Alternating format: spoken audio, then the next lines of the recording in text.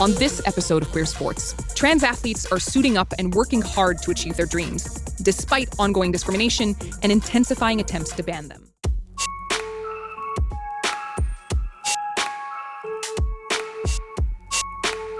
Hey guys, welcome back to Liminal Period. It's your girl, Chun-Li Shoddy. Today, I want to continue the conversation on transgender individuals, and in particular, we're going to be discussing transgender athletes. I found a show called Queer Sports on the Vice News channel, and I want to share it with you guys because they sat down with trans athletes discussing the topic of fairness. So without further ado, let's get into it. Right now, we are in a moment of intense anti-trans backlash that seemingly started with bathrooms and sports, and it's really strange. Even people who claim to understand and support trans identities seem to lose sight of all of that when sports come up.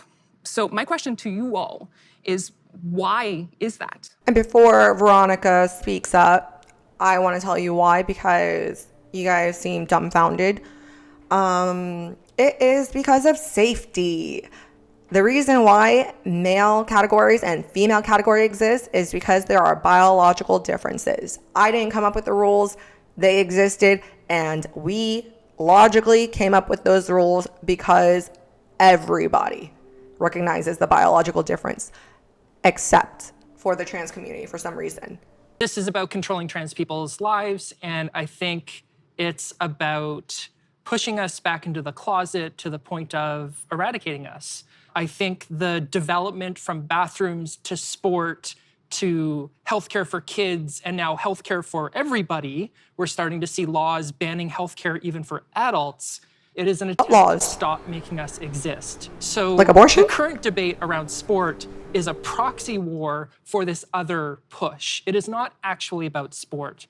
It's about this broader culture war. See, like, that's the thing. It's like whenever we just want to protect our own, we want to protect the weak, whenever we want to watch out for our community, for some reason, they take it as a personal attack on their own existence. Go exist. Trans people have been existing, okay? But the thing is, we all have certain swim lanes, and that's just reality. And I'm sorry, like, if this is your first video that you're watching on my channel, but we as people have swim lanes, and of course there are people that can overcome these natural roles within nature. You know, like, there's a lot of people, especially in the West, that are pushing back against these norms. However, the biology is still what it is.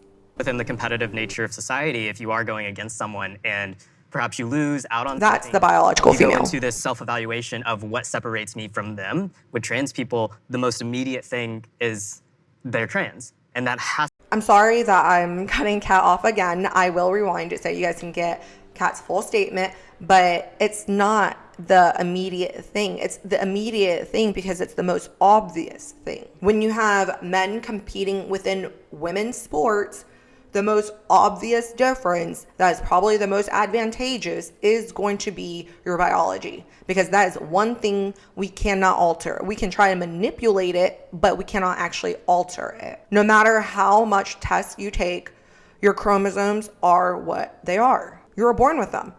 Unless you are an identical twin, your chromosomes are distinctly different and individualized for every person that has ever walked on this earth. Got you? Got it.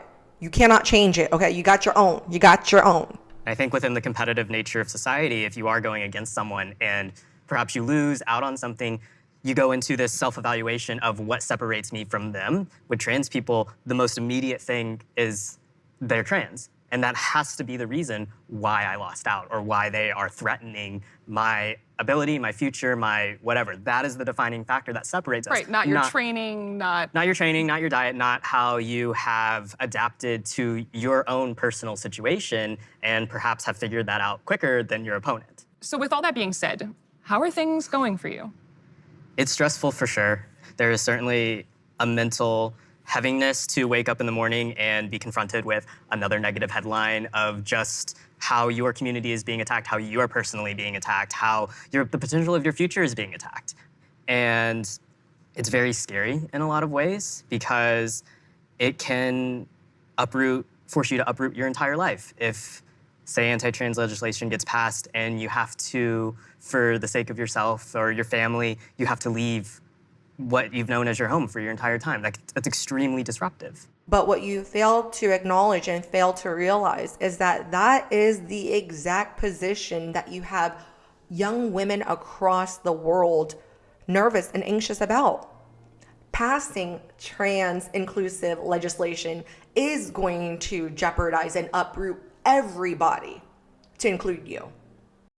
What do you think mainstream outlets are missing when they cover trans athletes? For me, what I notice mainstream outlets doing when we talk about trans athletes and trans people in sports is there is this overemphasis on medical transition and bodies and hormones, particularly those of trans women, but generally in trans people, it's this kind of like grotesque curiosity about our bodies.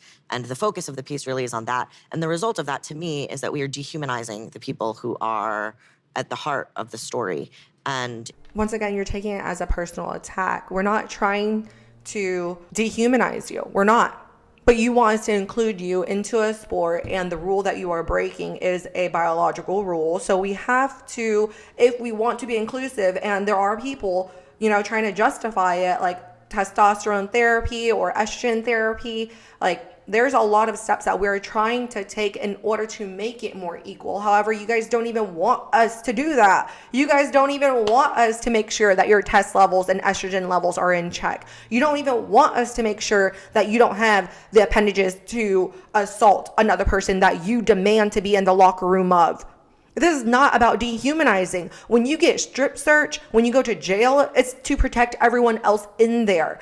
When you are patted down, going through TSA, it is to protect everyone on the other side of the gate. I think it's pretty dehumanizing when you have the K9 team come sniff me because you think I have paraphernalia on me. But guess what? I might. And thank you for doing your job. it ends up taking away from the fact that we are talking about real people. And to me, that's one of the biggest kind of mistakes that I see. But the other thing, we have publications that are running stories on trans athletes that don't quote a single trans person. Mm-hmm. When I report on trans issues or trans people, my goal is always to talk to the smallest number of cis people that I can, because to be fair, I don't really care that much what they think about us. And so many of these stories fall So it's fair when you do it, but it's not fair when we do it. Into this trap of caring way more about what cis people think about having to compete against trans people than they do about how trans people feel about being excluded from a public platform, from a thing that they love, from like being able to fully participate in society. So I think the stories are really asking the wrong questions. You were nodding. I've had many experiences with the mainstream press. The language they use, I always pick up on. They use things like, Ivy dominated at the World Championships. In 2019, my second World Championship, every press outlet said that I dominated. My second World Championship. How many World Championships did you win as a man? How many? Because I broke the world record in my event, and then I won gold again in my event, the sprint. But they never reported that I got silver in my other event. So I competed two. Oh, okay, so you still placed. But since you didn't get gold, it's not dominating, but you still placed. Like, how many women are competing in general? Is it just 3 women so everybody places, so it's not a big deal? No, it's hundreds of thousands of women competing.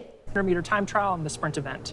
And in the 500-meter time trial, I got second, and the person who got first is the same person who came second in my sprint event. So both of us walked away with a gold and a silver in swapping in the same events.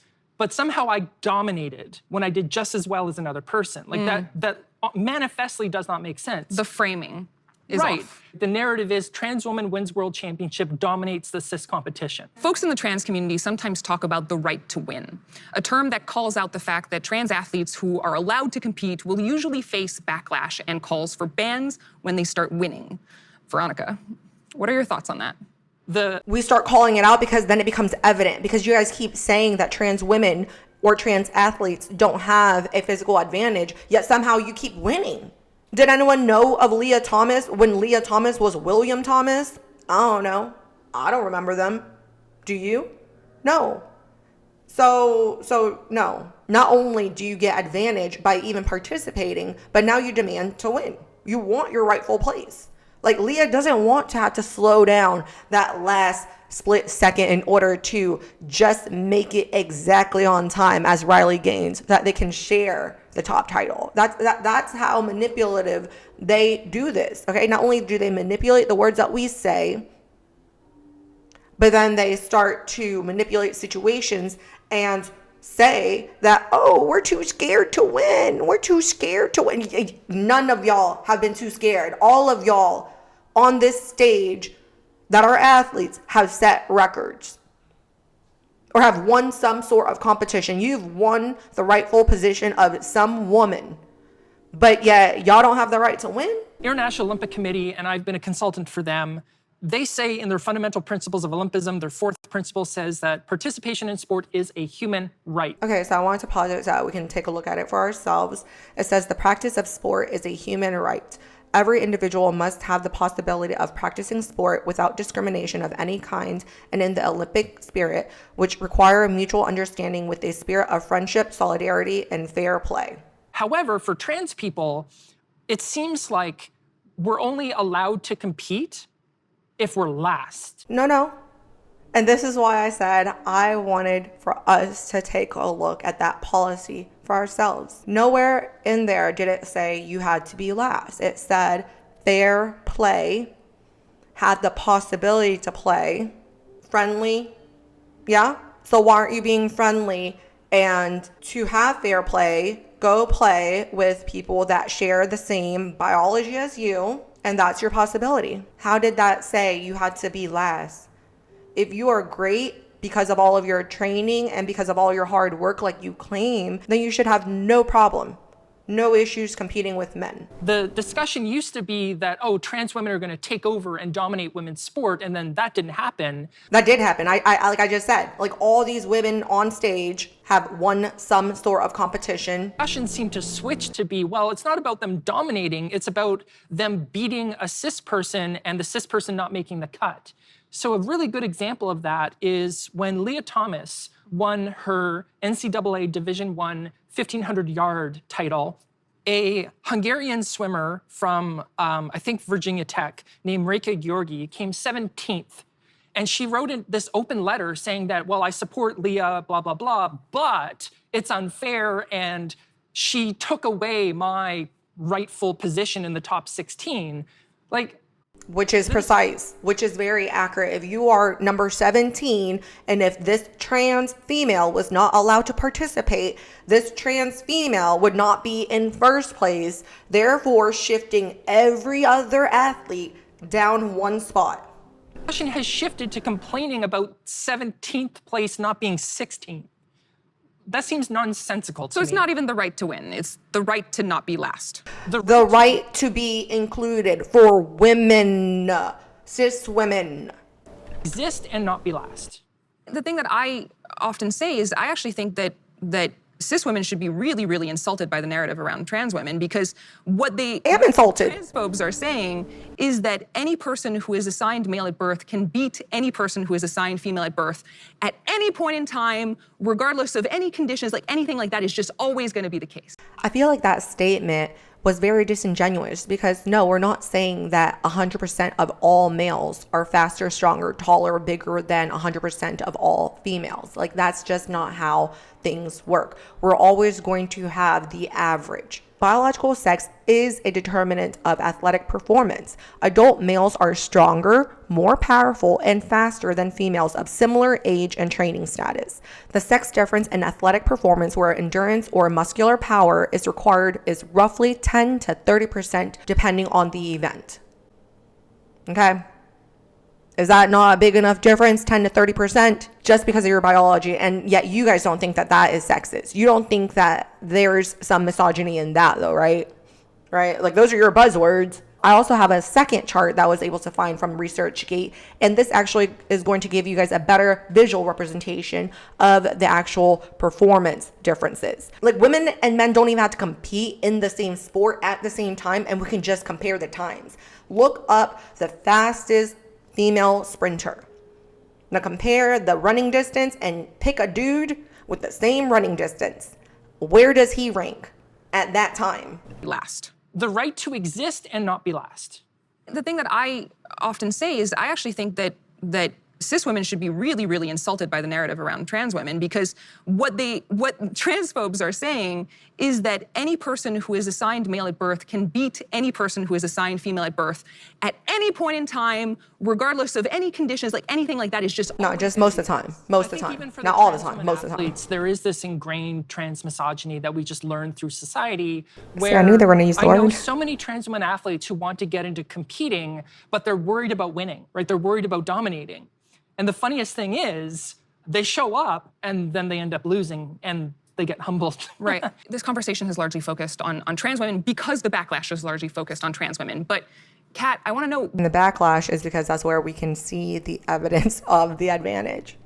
We don't talk about trans male athletes because they don't have the advantage. They're giving up a lot of their advantages by transitioning to become a male. What has been your experience as a trans masculine individual in the sport of climbing? Climbing is a very co-ed activity. It's very individualized because it's a situation where your opponent is not an actual person. You're climbing a boulder that someone set, you're climbing a real piece of rock, and you're combating yourself and your own capabilities. So it's very different, but the majority of the backlash is against trans women.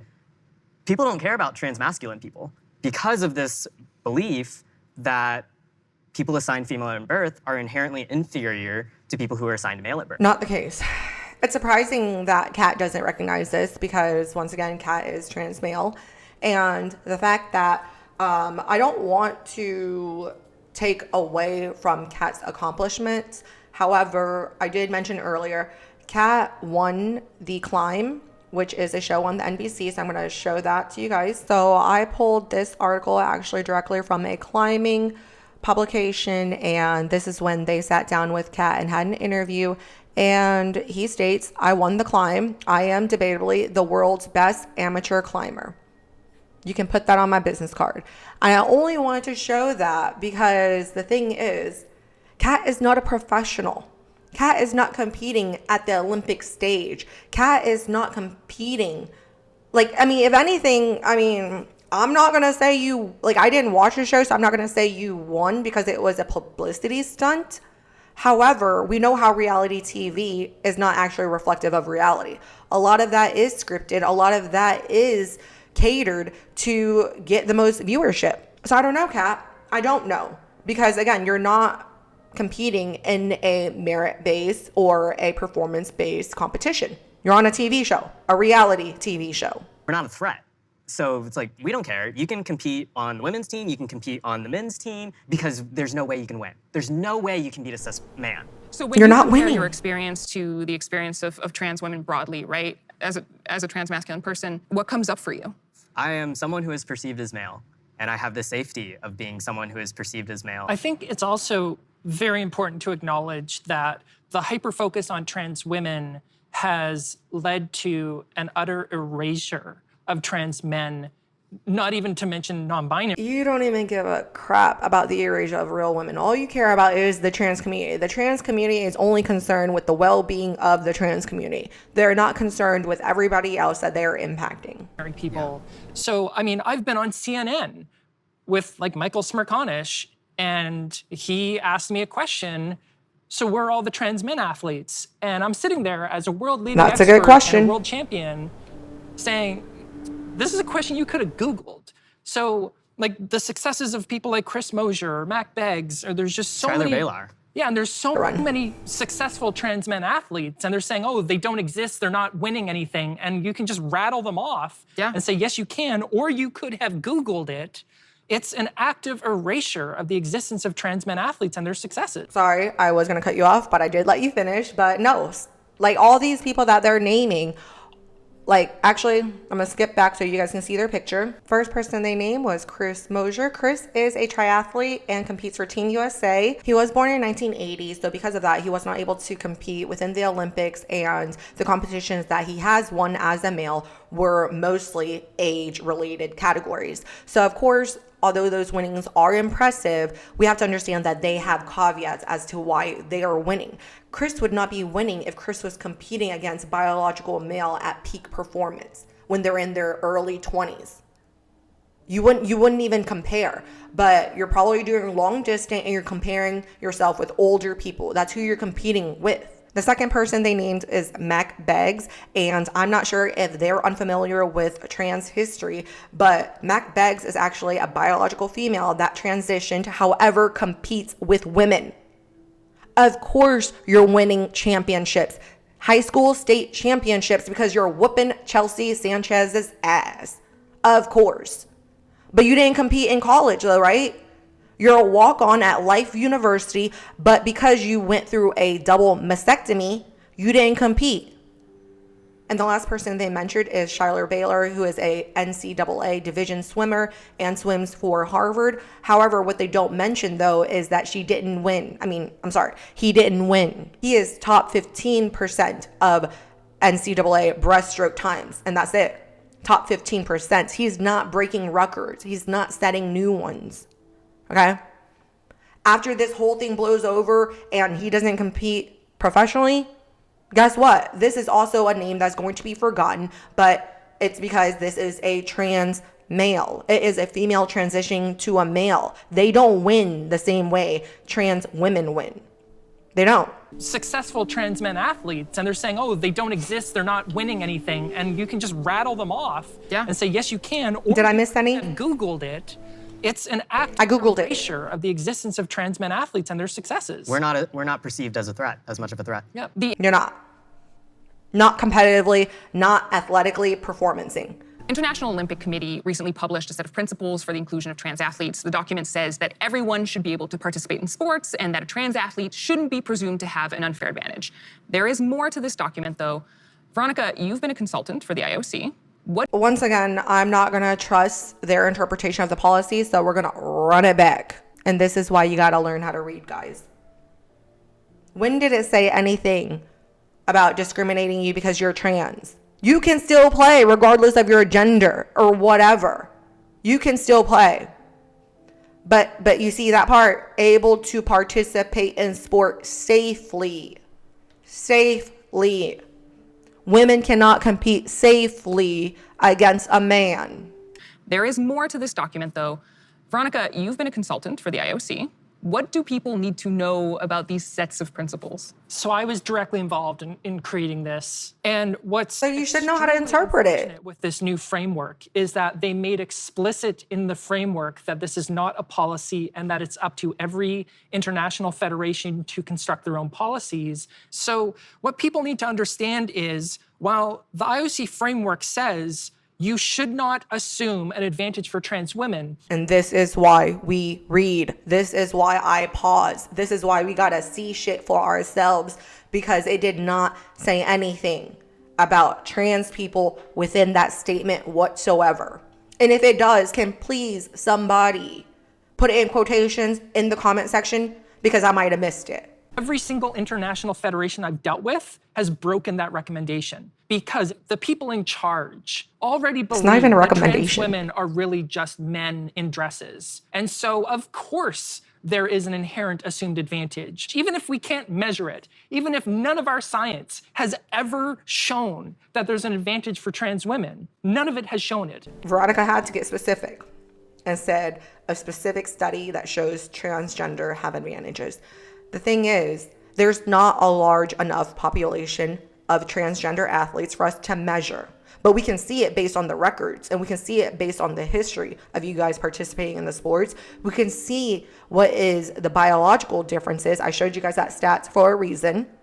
Okay, I showed you guys those research papers, and I'm going to include all of that in the description so you can take a look at it for yourself. But they don't want to rely on actual evidence. Just feelings. Just, it hurts. The features of the IOC framework says that if you, as an international federation, are going to construct your own policy on trans athlete inclusion, you need to have sport-specific data to justify your policy. And there has not been a single sport-specific study on trans women athletes in psych. But there are sport-specific studies on performance level between men and biological women. There's that, though. And because, again, we don't have the trans-specific study, you can assume that a trans woman is a biological male. Playing in triathlon, in rugby, which was the first sport to ban trans women. So this IOC framework, as imperfect as it is, the international federations are violating it left and right. And they do not care because they do not have to care. There have been a number of sporting organizations that have banned trans athletes from competing. Rugby, women's rugby, USA Powerlifting implemented a ban a number of years ago. So you're telling me you don't, wait, hold on. You're telling me that rugby, a contact sport, you're telling me that rugby didn't get it right? I'm surprised that rugby was the first one to get it right, because if out of all the sports that I would have to assume the most alpha male, the most masculine male, they probably go into rugby, they go into hockey, they go into very physically combative sports, physical contact sports, MMA, boxing. Even they recognize the physical advantages of different height classes, of different weight classes. They understand that, but you can't even understand that there are differences within males and female. I think what needs to happen generally is that cis women need to be angry about what— I am so angry. Y'all can't tell. I am so angry. I'm so angry. Is that cis women need to be angry about what is happening to trans women. And I think until cis women realize that their own rights are bound up with the rights of trans women, and that banning any kind of woman from sport is a slippery slope, I think that's when we're gonna see like some real change starting to happen. Because even the policies that are in place, whether they're outright bans or they're things that require these very intrusive medical tests or genital exams have been proposed in some places, any cis woman who doesn't appear to be feminine enough, any cis woman who doesn't conform— No, your penis is not feminine enough. To white, Western, Eurocentric standards of femininity. So we're particularly talking about Black and brown women. I love it. Love it when they like to couple it with other victimhoods, other emotional heartstring buzzword problems, okay? This is that intersectionality thing that they talk about, okay? Ain't nobody talked about being Black or white or brown or anything, but you made it a racial problem now. You made it. Because on that stage, there's only one white female competitor. The other two are colored. They seem to be doing okay. They are at risk of also having their own bodies and their own gender policed. These things are related. And so I think the response to the bans really needs to come from cis people and cis women, and they need to be just as angry as the trans community is. Another thing we're seeing now is the idea of the trans category. Some sporting organizations have proposed to have trans athletes compete against each other. I'm gonna have to hit pause because this is something that I've said before. It's like if you want to be included, you want to be able to play sports, and you're talking about it being a human right, okay, let's explore this human rights topic and how do we make it most fair for you to be able to play, to continue to play, because you don't want to just randomly play on the street because you think that people are out there just policing you and stopping you because you're a trans person with a ball in your hand. No, that's not the case. You want to compete on a high level.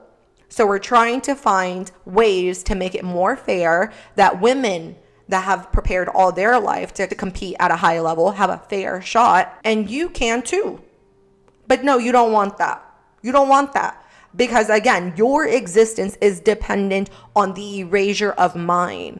So when you tell me I need to be angry and support you, you are on some other shit, and I need to know who your plug is. Because no ma'am, how am I going to co-sign you getting rid of me? Kat, does that appeal to you at all? Not at all. I mean, one, I've started a queer climbing club, so I know there are other people within my city. Exactly. So there's no problem with you starting your own division. There's no problems then, right? There's plenty, like you said. Queer and trans, and but otherwise, like of the people who compete, I'm like the one. It's just me. We exist kind of in sport, but there's not many. There's certainly not enough to create separate categories. More importantly, it others us. It's like, oh, I'm competing to be the best trans climber, not just the best climber. Not the best climber out of this group of climbers. Again, we have women's basketball and then we have basketball. There are plenty of women basketball that go around saying that they're the best. I mean, like there's been plenty of conversation of Caitlin Clark being the GOAT, but she wouldn't be the GOAT. We wouldn't even know any female basketball player names if we didn't have a separate category for them. And I take offense to it, of myself as an athlete and my performance, that somehow you either think I'm cheating so that I need special preferences or whatever. Or You not as much. I mean, you're taking tests, but not as much. whatever. People had asked like me that when I was running in high school, like, oh, would you rather run by yourself, like you and Terry? And it's like, well, like one, no, because again, like you said, like, it gives other us, it further isolates us, like, and I think it allows people to not like have to deal with us. If you're creating a whole category, right, of trans athletes, and again, there's like only 2 of us, right? Like, it's not fair to trans athletes. It's not fair to me, Terry, to really anybody. Okay, so that is the end of the clip that I want to share with you guys. And I don't know, I think that having this conversation and being allowed to join this echo chamber has only further frustrated me on this topic. Honestly, I was hoping that it'd actually bring me closer to acceptance. However, it's only driving the wedge further in because, again, they have to exist one in the same category as cis women. And to me, that just cannot happen. If you guys are able to compete with us, if you guys are able to hit us, beat us, and then still have pride in it, what's next? We already know that you think that you're better than us. We already know that you think you make better girlfriends, better wives, better mothers. So what else? And so for me, I just don't understand how disconnected these people are. And this only makes me believe more that this might be a real mental issue, that we are being irresponsible for letting them continue this conversation. They need help. Because I don't understand how you talk about the right to win, how you mention that there are other trans people, queer people, people that are non-binary, that are too afraid to enter into sports because of the treatment, of the backlash, of not knowing what category to participate in. Yet for some reason, you refuse to be the pioneers of your own category. What happened to standing up for your own people, but instead you want cis women to stand up for you while you don't do it for trans youth? There shouldn't even be trans youth, first of all. And I did a video on it yesterday, but here we are. So anyways, you guys, please do let me know if there are any specific athletes that are female to male that are dominating it, and let me know so I can do some research and do a follow-up. Anyways, I enjoyed having this conversation. I look forward to speaking with you guys next time. Bye.